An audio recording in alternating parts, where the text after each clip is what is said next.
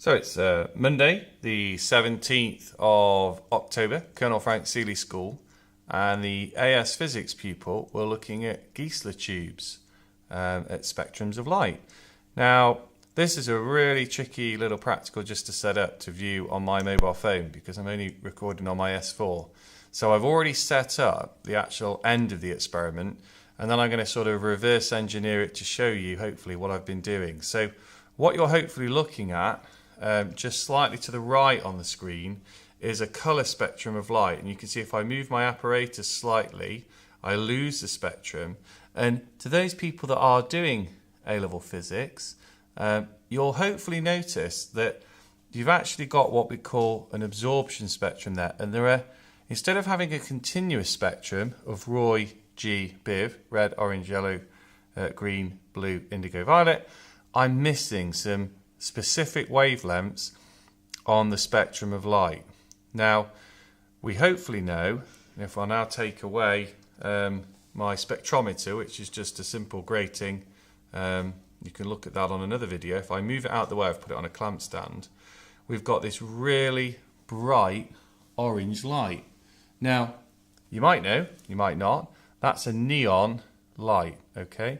And it's a geissler tube, and I might just come slightly out. Let's just come out a little bit. And what we've got, and I'm not going to touch it with my finger, I'm going to use this pen that's insulated. At the bottom here, we've got one electrode. So there's one electrode, and it's in a plastic holder, and there's my metal electrode. And we've got a plasma of gas that comes up, thins out, which intensifies the colour. And if I go up to the top, we've got a second electrode there. If I go down a little bit onto my EHT, we've got 0.6 kilovolts or 600 volts. That's my power supply. Now, it takes a lot more than that to get it started, but when the current starts to flow, the potential difference drops from about 3000 volts to a 0.6, 0.7 operating voltage.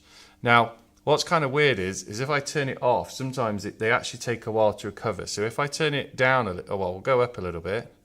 Might see a tinge in brightness. I've gone maximum on the HT to 5000 volts, but it's not coming out with that because it can't maintain the potential difference because of the current flow. If we drop down, it's now gone off. Now usually, no, we're good enough. When we go back up again, actually it's recovered. Sometimes it doesn't tend to recover. My EHT now is registering 3.6 kilovolts.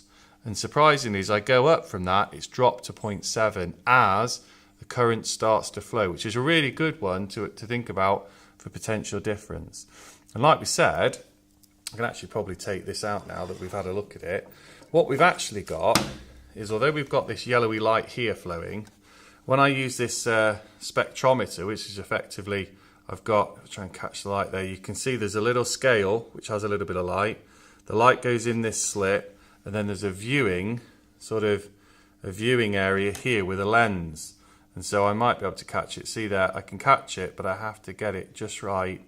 There we've got the scale to the side, but I've got to get the light just right to get my spectrum. So if I change the tube for a different colour, I'll be able to look at the signature lights from lots of different elements. This is how we can work out what light is coming from a source, such as the sun, by looking at the spectral lines. And you might have remembered from GCSE that there is redshift, or shift from the missing absorption lines down to the red end of the spectrum, which is redshift, evidence of the universe expanding. So that's animated science video at Colonel Frank Seeley.